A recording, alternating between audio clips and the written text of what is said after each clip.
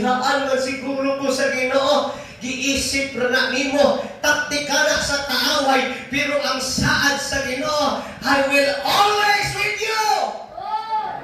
Hallelujah! Summary of Jesus' promise, spiritual refreshment, na ay pakigdait, na ay peace, mga igsoon. Bisan pa man, nagkaguliyar na ang kalibutan, pero naagihapoy pakigdait ka natong mga believers. Unsa pa man ang saad sa Ginoo, He hears believers who pray in Jesus' name.